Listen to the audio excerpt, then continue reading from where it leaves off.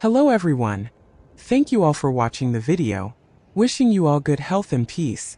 The dawn draped the village like a fragile vow, its light soft as a sigh, spilling through the mist to cradle the rice fields that swayed beyond the dike. Diep stood by a weathered gate, her hands clutching a bamboo basket, its strands frayed as her dreams. The air was heavy with dew and wood smoke, laced with the cluck of chickens and the faint rush of a stream winding through the hills. Hockey, her small dog, pressed against her leg, his frame thin but warm, his eyes sharp with hunger, but even his nudge couldn't still the ache in her chest. Her past, parents gone, a childhood sold, a schoolroom lost, clung to her, a shadow that whispered she wasn't enough. Today a teacher had come, sent by James, to teach her letters she'd forgotten, to light a path she feared she didn't deserve. As the village stirred, she wondered if her heart, like the sapodillas she'd carried to market, could ripen despite the cold of her doubts. She stepped onto the dirt path, her sandals sinking into the earth, each footfall a thread to a past she couldn't escape. The village was a patchwork of memory, palm roofs glinting under the sun, a market where voices haggled over greens, a stream that shimmered like scattered coins. She'd come here broken, a girl of 5, her parents' dust, her uncle's coins heavy with betrayal. He'd sold her, his voice sharp, and she'd lived with strangers, her name her only shield, until she'd fled, a girl of 12, her heart a drumbeat against fear. She'd built a life, a shack, a garden, a love she'd found in James, but her past lingered, a wound that pulsed when she held chalk, her fingers trembling, her mind fogged with letters she couldn't recall. Her uncle's house had been a cage, his children many, his favor for boys alone. Girls marry, he'd said, and she'd watched her cousins study, their books a world she couldn't touch. By 9 she'd left school, her 3rd grade lessons a faint scar. Letters like R&D, shapes she'd mixed, words she'd lost. She'd worked, her hands raw with rice, her heart raw with want, until James had found her, his truck mired in mud, her laughter shy as she helped him push.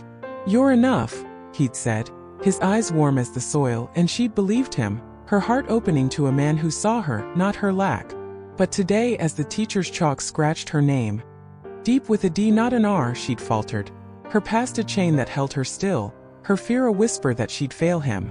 The teacher had come, his bag heavy with books, his voice soft with patience. "James sent me," he'd said, and she'd nodded, her shack small, its walls bare but warm. He'd walked 10 kilometers asking directions, his steps steady despite the dust, and she'd felt shame, her home too poor, her mind too empty. "What grade?" he'd asked, and she'd whispered, "3rd." Her cheeks hot, her eyes on the floor. He'd listened, his face kind, as she spoke of parents gone and uncle's rule, a childhood where girls were burdens. "I understand," he'd said, and she'd believed him, his voice a bridge to a world she'd lost. He'd taught her letters, R&D, their shapes a puzzle she'd fumbled, and she'd tried, her chalk trembling, her heart racing, knowing James believed in her, knowing she wanted to believe in herself. The stream glittered now, its waters catching the noon sun, a ribbon of light against the earth. Diep knelt beside it, her fingers trailing in the current, its chill grounding her thoughts. She'd stood with James here, his hand warm against hers, his voice a vow. "We'll build something," he'd said, meaning a farm, a life, and she'd nodded, her heart wide as the hills, her fear a shadow she'd pushed away. But his world was shifting, a call from John, a name she didn't know, pulling him to a cafe in Kindman, his voice tight with worry. "I'll see you tonight," he'd said, and she'd nodded, her basket heavy with sapodillas, her heart heavier with doubt. Enough for him, for his world of wealth and words she couldn't read? Her past was a weight, woven into her steps. She'd been married once, a girl of 16, to a man who saw her as less, his hands heavy, his voice sharp. She'd fled, her name her only map, and built a shack, a garden. A life where hockey's warmth was her constant. James had seen her, not as broken but as whole, and she'd dared to dream with him, to plant more than crops, to grow a future. But the chalk in her hand, the letters she mixed, were a mirror to her lack, and she'd wept, her voice soft, when the teacher spoke of wealth, of business, not labor, of knowledge she didn't have. "You can learn," he'd said, and she'd nodded, her heart torn between shame and hope, her love for James a spark she wouldn't let die. The teacher had sat, his chalk white against the board, his voice steady as he traced letters. "This is D," he'd said, his hand drawing a hook, a line, a curve. "This is R, see the difference?" She'd nodded, her fingers tight on the chalk, her mind fogged with fear. She'd written her name, Diep with a D not an R, but stumbled the R sneaking in, her cheeks hot with shame. "It's okay," he'd said, his smile kind, and she'd tried again, her hand trembling, her heart racing, knowing each letter was a step toward James's world, a world she wanted to touch. He'd spoken of thinking of wealth beyond coins, of business built on knowledge, and she'd listened, her voice soft, her dreams big but fragile. "A rich man needs a kind heart," he'd said, and she'd nodded, her mind turning to James, his faith in her a light she clung to. James had called, his voice sharp with urgency, as she'd packed sapodillas for the market. "John wants to meet," he'd said, naming a cafe in Kindman, and she'd listened, her hand steady, her heart racing. He'd gone, his truck a cloud of dust, but John hadn't come, his absence a mystery that gnawed at her. "I'll see you tonight," James had said, and she'd nodded, her basket heavy, her mind heavier with questions. Who was John? What did he want? Could she be enough for a man whose world was so vast? She'd gone to the market, her voice sharp with barter, selling sapodillas, 20,000 dong a kilo, their scent sweet but faint, and smiled, her heart heavy, knowing each coin was for her chickens, for hockey, for a life she was building alone. The shack glowed now, its roof patched, its yard alive with the cluck of chickens and the scamper of hockey's paws. Diep knelt by their coop, her hands steady as she scattered feed, their warmth a quiet balm.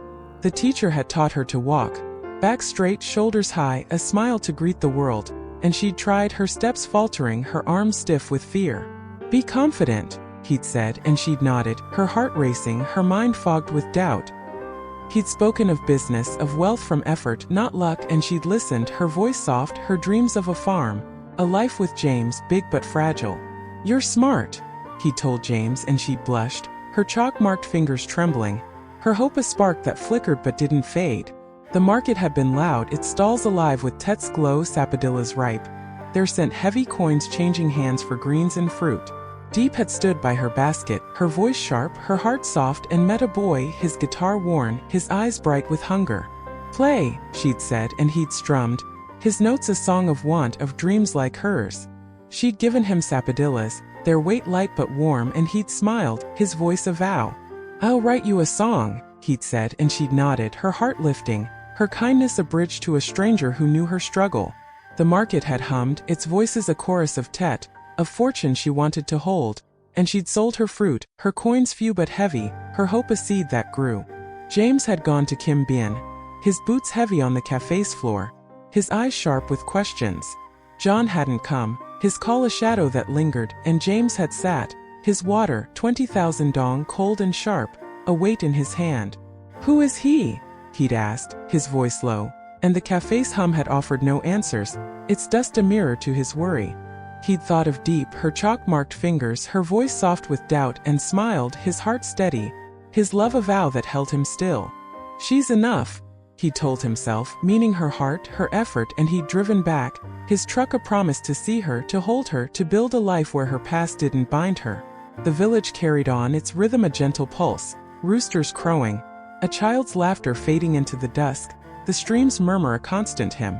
Diep wandered to the shack, her basket empty, her heart full but fragile. She'd fed hockey, his warmth a quiet balm, and thought of the teacher, his lessons a light she wanted to follow. He'd taught her to write her name, Diep with a D not an R, and she'd tried, her chalk trembling, her heart racing, knowing James believed in her, knowing she wanted to believe in herself. "You'll work with me," James had said, his voice steady, and she'd nodded, her fear a shadow, her hope a flame that burned. She'd stood in the shack, her chalk-marked board a map of her effort, and wept, her voice soft, her heart torn. "I'm not enough," she'd whispered, and hockey had nudged her, his warmth a quiet balm. James had come, his boots by the door, his voice low with love. "You're more than enough," he'd said, his hand on hers, and she'd nodded, her tears falling, her heart lifting, his faith a bridge to a future she couldn't see. He'd spoken of a farm, of fields heavy with grain, of a life they'd build together, and she'd smiled, her heart wide as the hills, her fear a shadow she'd pushed away. "We'll try," she'd said, and he'd nodded, his eyes soft, his love a vow that held her still. The chickens clucked now, their feathers bright in the dusk, and Diep scattered feed, her hands steady, her heart less so. She thought of the market, the boy's guitar, the sapodillas she'd given, the song he'd promised. She'd sold her fruit, her coins few but heavy, and smiled, her heart heavy, knowing each coin was for her chickens, for hockey, for a life she was building with James. The teacher had left, his lessons a seed, and James would come, his love a vow that warmed her shack. She'd written her name, Diep with a D not an R, and felt a spark, a hope that she could learn, could grow, could be enough for a man whose world was so vast. Tet was coming, its lanterns aglow against the dark, a promise of fortune she wanted to hold. She thought of James, his laughter, his hands on her arm, his voice a balm to her wound. He'd spoken of a farm, of a life they'd build, and she'd smiled, her heart wide as the hills. But her past lingered, a chain that whispered she wasn't enough. In John's absence, his mystery was a cloud over James's world. The chalk in her hand, the letters she wrote, were a step toward a future she couldn't see. And the love she gave to James, to hockey, to a stranger with a guitar, was a choice she made each day. She thought of the market, the boy's guitar, the sapodillas she'd given, the song he'd promised. James had stood beside her, his presence a quiet strength, and she'd smiled, her heart racing, her hands still from scattering feed. "You're enough," he'd said, and she'd nodded, her fear raw but easing, his words a bridge to a future she couldn't see. The chickens clucked, their feathers bright in the dusk, and she smiled, her dream of a farm, a life with James, a spark that warmed her shack. The teacher had left, his lessons a seed, and James would come, his love a vow that held her still. The games of Tet were near, their cheers a hum she'd hear, and she thought of the market, its sapodillas sweet, its voices loud with hope. James had watched her, his eyes soft with pride, and she'd smiled, her heart heavy with doubt. Enough for him, for his world?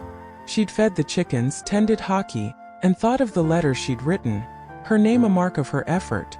James had stayed, his boots by the door, his voice low with plans. "We'll build," he'd said, and she'd nodded, her heart trembling, her eyes on the fields, their green a hope she clung to. Her past was a wound, but his faith was a balm, and she wanted to trust it, to believe it could spark a dream. Questions lingered, soft as moonlight, heavy as earth. Would she learn or falter under her past? Would James unravel John's mystery, or lose his world to shadows? Would their love, their farm, stand strong, or would doubt, hers, his worlds, pull them apart? She thought of the chickens, the sapodillas sold, the love that held her heart close, and James's voice, "You're enough," a vow that warmed her shack. Would their dream glow, a seed in Tet's promise, or wither under truths too heavy? She didn't know, and the not knowing was a wound, faint but deep, that pulsed with every breath. Sleep would come later, broken by hockey's whines and the creak of the shack's walls. For now, Diep stood by the stream, the moon high, the village quiet save for its endless hymn. She thought of James, of his promise, of the love they'd forged in dust and pain. The answers weren't here, not yet. They lay beyond the hills in a dawn she couldn't see, and as she turned back to the shack, her steps steady, her soul burned, a flame that trembled but didn't die.